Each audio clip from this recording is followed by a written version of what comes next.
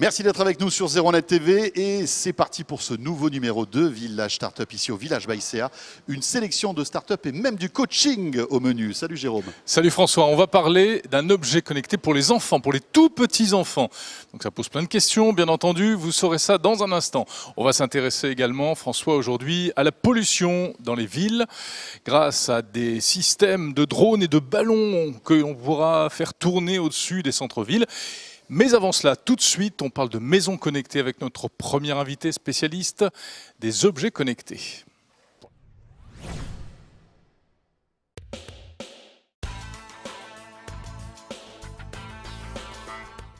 Et on vous fait donc découvrir Nodon avec le CEO de Nodon qui est avec nous. Thomas Gauthier, bonjour. Bonjour.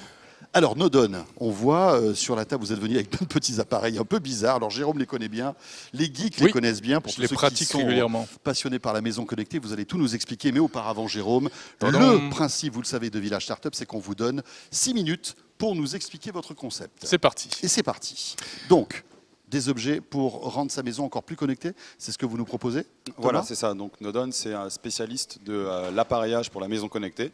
Donc ça va être toute une gamme de produits qui permettent de faire d'une maison normale une maison connectée sans avoir besoin de changer complètement ses lumières, son chauffage et tous ses appareils. Alors par exemple, très concrètement, quel type de produit? Donc concrètement, ça va être par exemple des petits modules comme celui-ci qui vont permettre de connecter une lumière, connecter un chauffage ou connecter un volet roulant.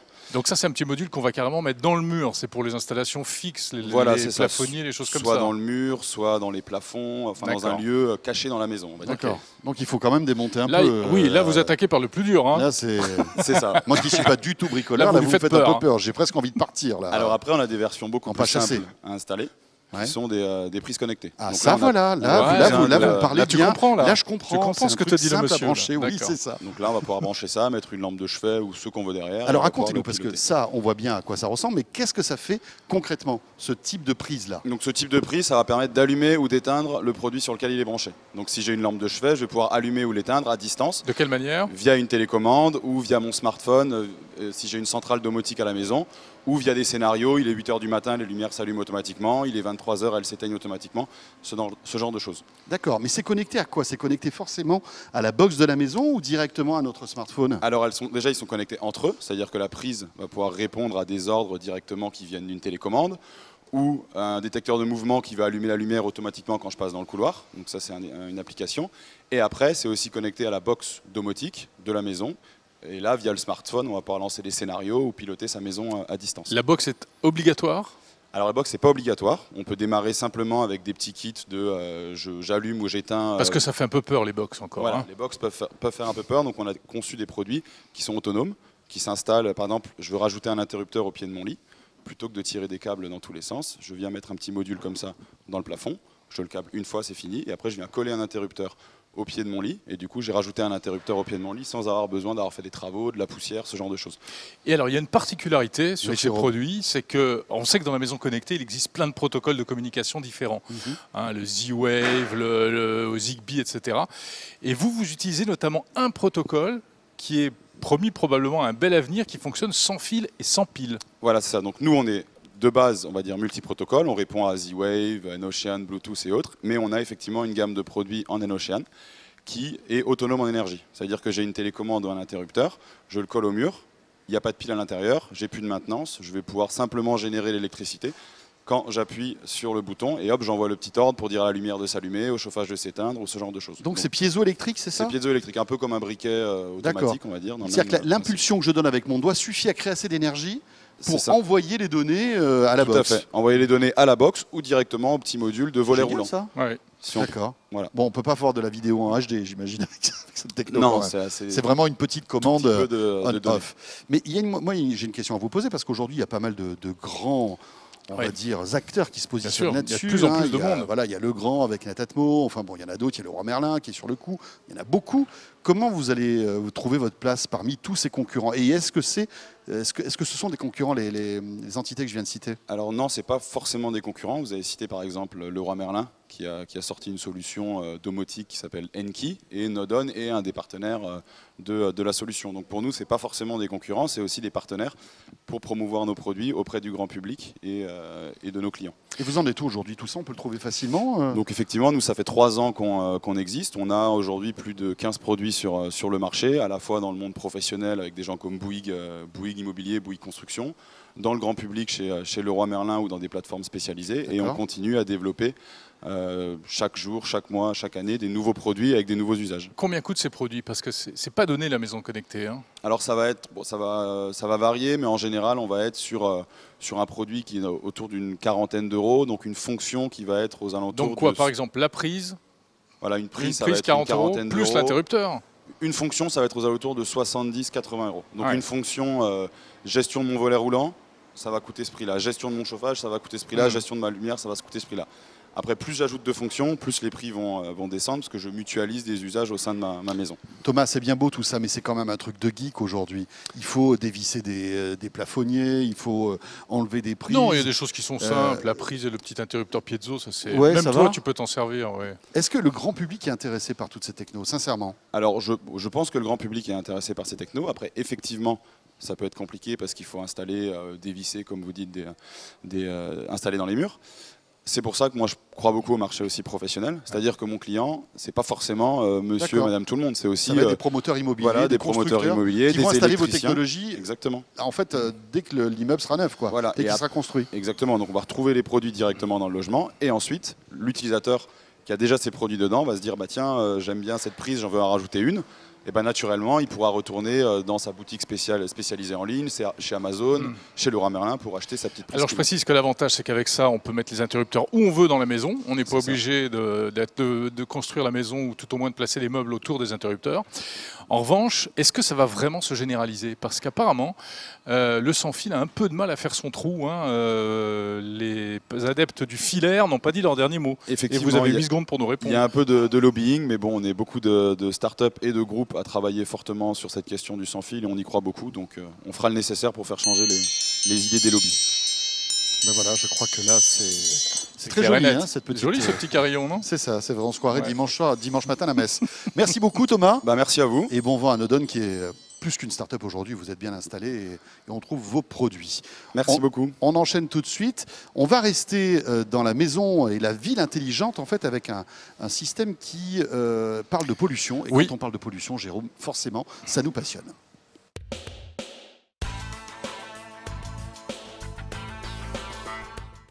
Et nous accueillons Mathilde Lorenzi. Bonjour. Bonjour. Bonjour Mathilde. De la société Climate City, start-up basée à Lille. Alors Climate City, tout est dit dans le nom de la société. Hein.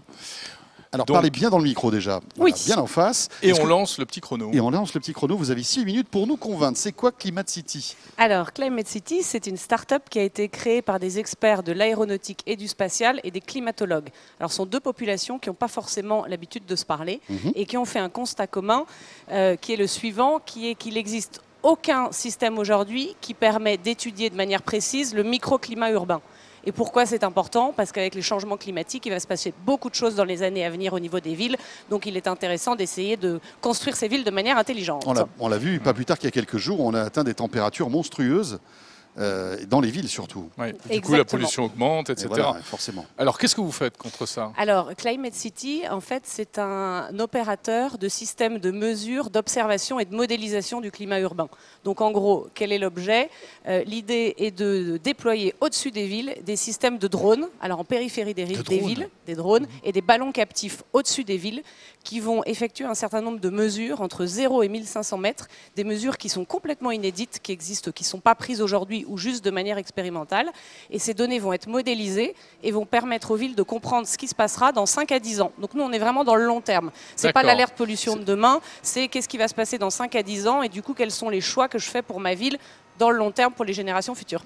Et quel type de données, justement, tous ces capteurs reprendront comme données, c'est quoi? Alors, c'est des données de vitesse de vent, d'humidité, de température, de particules, puisqu'on parle beaucoup de qualité de l'air, mais c'est vraiment pas juste notre sujet. En fait, nous, c'est évidemment les sujets de pollution sont importants, mais on parle aussi d'îlots de chaleur. Pourquoi est-ce que dans certains quartiers d'une ville, il y a 7 degrés de plus que dans d'autres, et qu'est-ce qu'on peut faire pour remédier à ça? Ou alors les problèmes d'inondation et de sécheresse. Et il faut savoir qu'aujourd'hui, 75% des villes sont situées dans des zones côtières potentiellement inondables. Donc à un moment, comment on fait pour préserver ces villes dans les 5 à 10 années à venir? Et installer des drones et des ballons comme ça en altitude au-dessus des villes, il y a des autorisations? Enfin, vous avez aujourd'hui l'autorisation pour faire ça? L'année et demie passée, le travail a été effectué de ce côté-là. Et donc, effectivement, il faut travailler en accord avec toutes les autorités responsables de cela.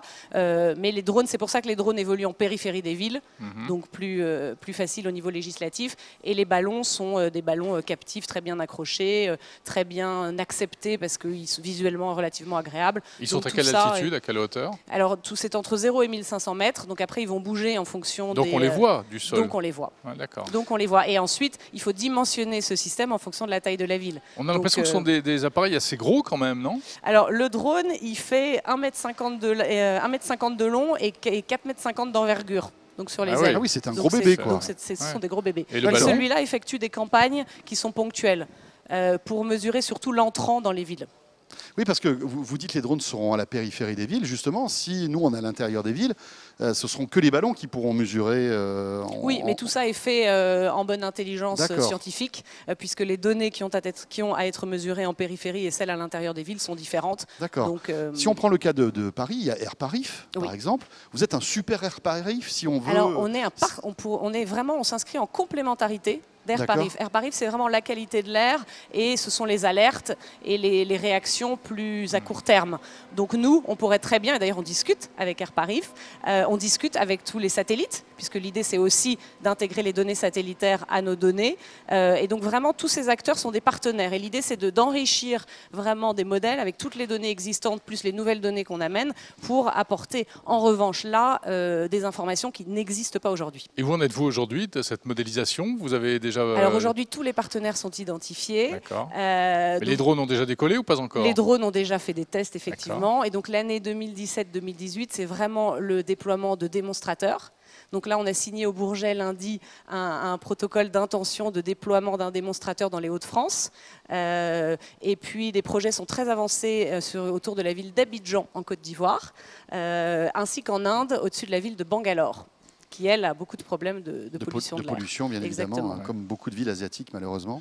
Ouais. Mais alors, est-ce que toutes ces données sont réservées en fait à des sociétés qui, après, voilà, dans le big data, puiseront ce qui les intéresse, ou est-ce que nous, en fait, citadins, auront accès à ces données? Alors tout ça est encore en cours de définition, mais les clients principaux sont les villes, les industriels qui travaillent dans les villes, puisque je gère des réseaux d'énergie, d'eau, j'ai besoin de savoir où installer mon usine, comment le faire intelligemment.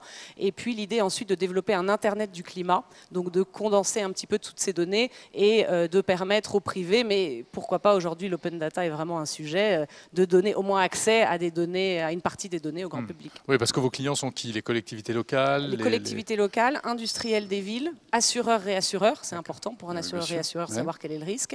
Et puis aussi tout un nouvel écosystème qu'on espère qui va se développer autour de nous, de nouvelles applications autour des données climatiques. Parce qu'aujourd'hui, dans la Smart City, toutes les données sont étudiées, mais pas les données climatiques. C'est quand même dommage. Ce qui est un peu paradoxal. Un peu embêtant. À votre avis, quand est-ce que ces données seront véritablement disponibles? Par exemple, à Paris, vous avez des projets à Paris? Vous avez parlé d'Abidjan, d'autres villes? Oui, on discute avec la mairie de Paris, avec tous les acteurs parisiens, et on espère aussi pouvoir déployer un démonstrateur dans un futur proche à Paris. Tout ça est en discussion. Voilà, et dans d'autres villes de France, ça s'appelle Climate City. Et vous êtes basé à Lille. Voilà, il nous reste quelques secondes, mais je pense qu'on a fait le tour. Écoutez, il me semble. Passionnant. Vous avez un petit mot à ajouter? Non, écoutez, c'est un formidable projet très ambitieux. Vos bébés s'appellent les Climate Birds, oui, c'est ça? Les Climate Bird Networks pour les réseaux. D'accord. Et non, c'est un projet très ambitieux et qui s'inscrit autour de ce qu'on appelle la notion de résilience des villes aujourd'hui. Donc comment j'adapte mes villes au changement climatique. Exactement. Merci beaucoup Mathilde. Merci Mathilde Lorenzi, donc de Climate City. C'est pas terminé ce village startup, Jérôme. On a encore une startup à vous faire découvrir. On va parler de bébés. Enfin, on va parler d'objets connectés pour les bébés, pour les tout petits enfants, pour les aider à grandir.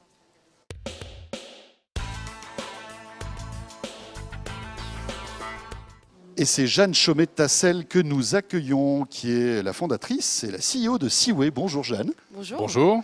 Alors même j'imagine que vous êtes maman. Oui, tout à fait. Vous allez nous raconter comment vous avez été inspiré avec cet objet connecté pour enfants. On y va pour les 6 minutes. C'est parti. Et c'est parti. Allez, racontez-nous tous sur Seaway. De quoi s'agit-il? Cet objet connecté qui est ici. Tout à fait. Seaway, en fait, c'est une start-up qui crée un lien digital entre les parents et les jeunes enfants entre 3 et 10 ans. D'accord. Tout simplement pour apporter des solutions simples et pratiques pour aider, accompagner les enfants dans leur divertissement et dans tout ce qui est ludique. Aujourd'hui, les parents, ce qu'ils demandent, c'est de pouvoir paramétrer et contrôler tout le contenu et le réveil des enfants.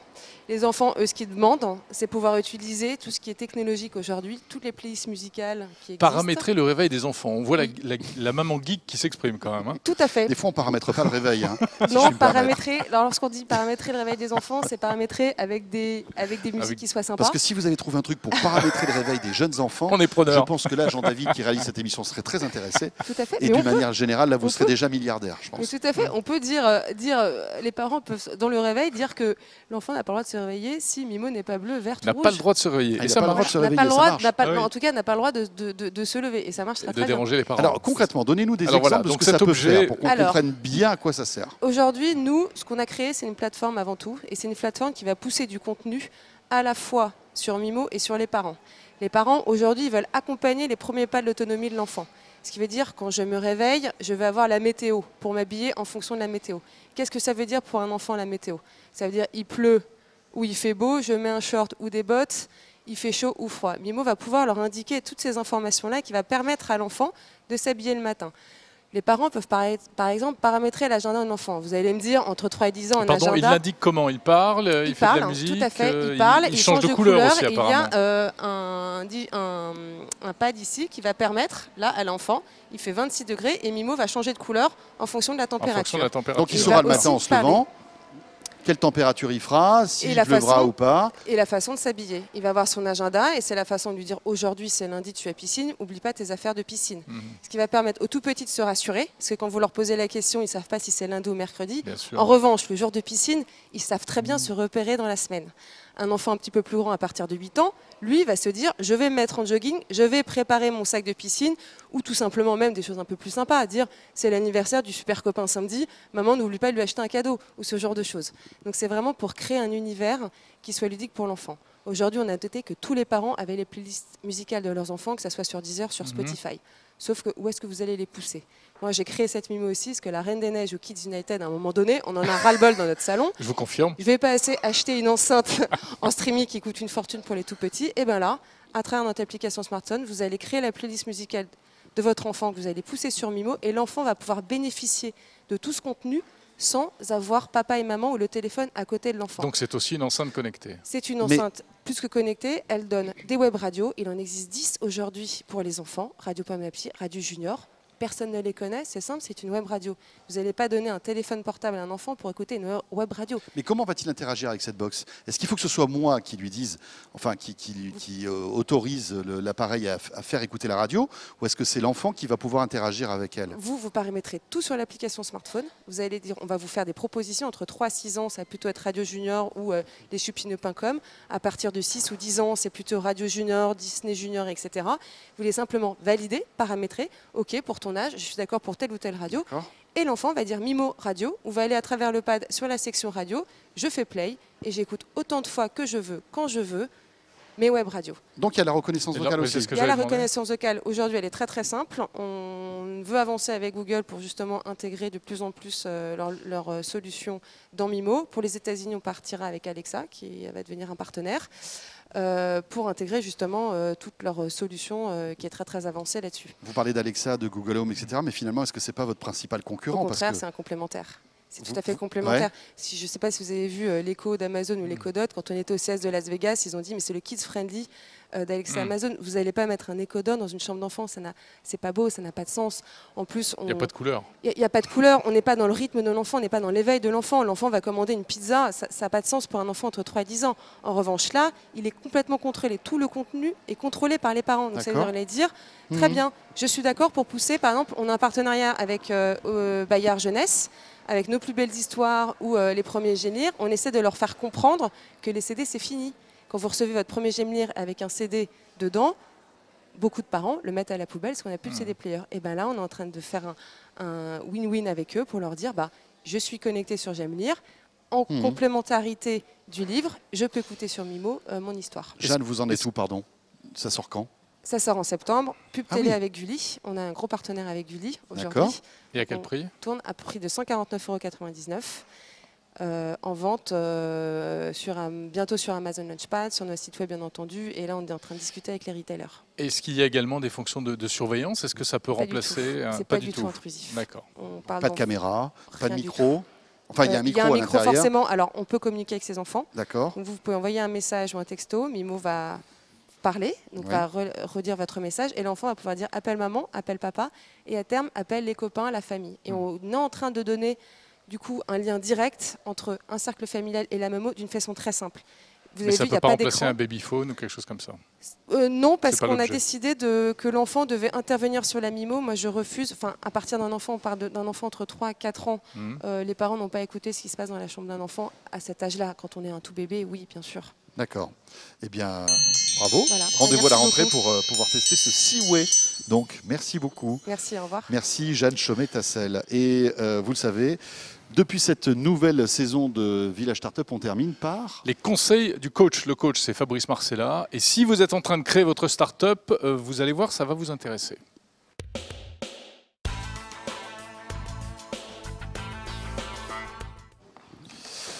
Et donc Fabrice Marcella s'installe. C'est, vous le savez, le maire du village. Monsieur le maire, bonjour. Bonjour. Merci. Bonjour François, bonjour Jérôme. Merci de nous recevoir ici. Dans votre village. Et voilà. Et donc, comme depuis le début de l'année, on s'intéresse en fait à vos conseils, à votre coach pour toutes les startups qui sont ici. Rappelons, vous en avez combien des startups ici? À date, 90 et nous en avons accompagné plus de 150 en 3 ans. Donc un sacré retour d'expérience à partager avec tous ceux en tout cas qui s'intéressent au monde de l'entrepreneuriat. Voilà, super succès que le village by CA. Et donc, alors, Fabrice, les conseils de ce mois-ci. Nous allons parler du pivot. C'est quoi le pivot? Alors c'est quoi le pivot? Enfin, le pivot, c'est finalement la réponse à la question de savoir comment s'adapter pour survivre. C'est toutes les fois finalement où une start-up, quand on démarre sa start-up, ce n'est pas un long fleuve tranquille. Et rappelez-vous, la dernière fois lorsqu'on s'est vu, on s'était intéressé plutôt aux critères de succès d'une start-up. Il y en avait 5, j'espère que vous en souvenez, mais je vais les faire très bien. Moi j'ai tout noté. Très bien, dans l'ordre, c'était déjà d'être time to market, être là dans les temps, d'avoir une bonne équipe, une bonne idée, un business model cohérent et aussi un financement. Et bien là l'idée c'est de se dire, finalement, quand je suis un entrepreneur, comment je fais pour pouvoir réussir à me développer. Et certaines fois, j'ai besoin de faire ce qu'on appelle un pivot. J'ai besoin de modifier peut-être mon produit. Un exemple, par exemple, de c'est-à-dire qu'on change de direction. On change de direction. Là, finalement, pour faire décoller sa startup, c'est pas une simple affaire. Si on prend l'exemple de Criteo, que vous connaissez sûrement, je crois. Startup française, licorne aux États-Unis. Magnifique startup succès. Française. Elle date de 2005. Elle avait sorti quoi, cette start-up française? Elle avait sorti un algorithme extraordinaire qui permettait de faire quoi? Qui permettait de faire de la recommandation quant à des DVD ou des films à la demande. 2005, c'était pas le moment en tout cas où le marché prenait autour du vidéo à la demande. Pourtant, ils avaient développé un super produit, une super compétence. Qu'ont-ils fait? En 2008, ils ont pivoté. Ça veut dire quoi? Ça veut dire qu'ils ont pris leur savoir-faire et ils ont développé cette fois-ci un algorithme qui allait permettre de faire quoi? Du retargeting publicitaire. Alors c'est quoi le retargeting publicitaire? C'est toutes les fois où finalement vous allez vous balader sur Internet et qu'on vous propose une publicité qui est personnalisée. Grâce aux cookies. Grâce aux cookies et grâce au comportement étudié finalement que vous avez sur Internet. C'est-à-dire si je cherche une fois une paire de chaussures, je vais avoir un certain nombre de pubs pour des chaussures pendant... Tout à fait. Temps après. Quoi. Tout à fait. Eh bien, cette start-up, elle est leader dans son secteur, elle est cotée au Nasdaq depuis 2013. On voit là tout l'intérêt du pivot. Elle n'avait pas trouvé son marché, elle a su rebondir pour pouvoir se relancer. Fabrice, ça veut dire quand même qu'il faut une sacrée remise en question. Et le fait de se dire à un moment précis, OK, je vais dans la mauvaise direction, je pivote donc, et je vais partir dans une autre direction qui me paraît plus pertinente. Mais ça doit être compliqué pour des entrepreneurs qui, parfois, ont cette vocation de lancer quelque chose dont ils croient.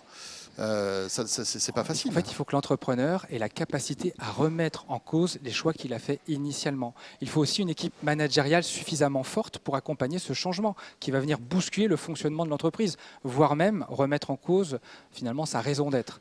Donc c'est extrêmement compliqué. Mais ça peut être un pivot à 360. Ça peut être un pivot à 360. Qui peut ne rien avoir avec le projet initial. Ça peut être en tout cas un pivot, en tout cas qui peut porter sur le segment de clientèle par exemple. C'est-à-dire que je démarre en B2C, c'était le cas d'une start-up que j'apprécie beaucoup et vous la connaissez qui s'appelle Julidesk. Cette start-up, quand elle a démarré, elle s'adressait au monde virtuel par l'intelligence artificielle. J'ai le sentiment que tout le monde la connaît cette start-up, mais effectivement c'est de l'intelligence artificielle qui permet de gérer son agenda et la prise de rendez-vous. Et bien cette start-up, et notamment son fondateur, Julien Obeka, lorsqu'il a démarré sur le B2C. L'idée, c'était de faire quoi? C'était de permettre l'organisation de rendez-vous entre amis. C'est sympa, c'est très fun. D'ailleurs, il a eu un succès de téléchargement. Je crois que c'est plus de 250 000 téléchargements de cette application. Pour autant, eh bien, on n'avait pas un usage suffisamment récurrent qui allait lui permettre de prendre son envol. Et il a changé, il a pivoté, il s'est adressé au marché du B2B, du monde des professionnels, aux professionnels, qui allaient avoir besoin justement de ce type d'outils pour pouvoir prendre leur rendez-vous. Mais là, c'est un petit pivot finalement, parce que finalement, c'est la même techno. C'est la même techno et on a changé de segment, effectivement. Alors Fabrice, en quelques minutes, donc rapidement, les principaux conseils pour ne pas rater ce pivot? Déjà, il faut accepter de pivoter. C'est-à-dire qu'il n'y a pas un seul entrepreneur, en tout cas à ma connaissance, qui n'a pas été obligé à un moment ou à un autre de pivoter. Donc il faut accepter l'idée même de pivoter. Comme il y a le patron de Criteo disait que le pivoter, il y a un savoir-faire pour pivoter. Il ne faut pas pivoter trop tôt. Pourquoi pas pivoter trop tôt? C'est qu'il faut aussi laisser la chance à l'idée initiale. Bien sûr. Mais il ne faut pas pivoter trop tard non plus. Au risque d'aller dans le mur. Donc il y a un art à connaître pour pouvoir pivoter. On rejoint le time to market que vous avez évoqué le mois dernier aussi. Alors effectivement, le pivot, finalement, on va pouvoir pivoter en fonction du time to market. Si je suis arrivé trop tôt, c'était le cas de Criteo, c'est peut-être le bon moment aussi pour pivoter. L'équipe, est-ce qu'on pivote? Parce qu'il faut de la souplesse, il ne faut pas être trop gros. Il faut pouvoir effectivement faire accepter à cette équipe cette idée de pivot. Souvent, dans ce type d'équipe, on voit des compétences disparaître, ou en tout cas partir, n'acceptant pas ce changement. Voilà pour le pivot. Et vous avez pivoté combien de fois déjà? Oh là là. Oui, nous on n'arrête pas. Non, mais on cherche un nouveau pivot. Mais c'est intéressant, c'est toujours, en fait, c'est le fait de se toujours poser la question de savoir comment on va évoluer. Mais moi, je me posais la question, est-ce que le pivot vient forcément d'un constat d'échec, en fait? Non, en tout cas, ça vient d'une bonne connaissance du marché. En fait, quand on pivote, c'est pour mieux coller aux attentes du marché. C'est ça qui est important à retenir. Et c'est important donc. S'il n'y a pas de marché, il n'y a pas de business. Et tout à fait. Tout à fait. C'est exactement ça. Fabrice, merci beaucoup pour tous ces conseils. Vous êtes le coach de Village Startup sur 01net TV. Voilà. On se retrouve très vite. À bientôt. À bientôt. À bientôt, Fabrice. Merci de nous avoir suivis. Merci à Noémie et à Jean-David qui réalisaient ce live. Merci à tous de suivre régulièrement le Village Startup. Exactement. Et on se retrouvera prochainement pour d'autres innovations à la française. D'ici là, portez-vous bien et à très vite.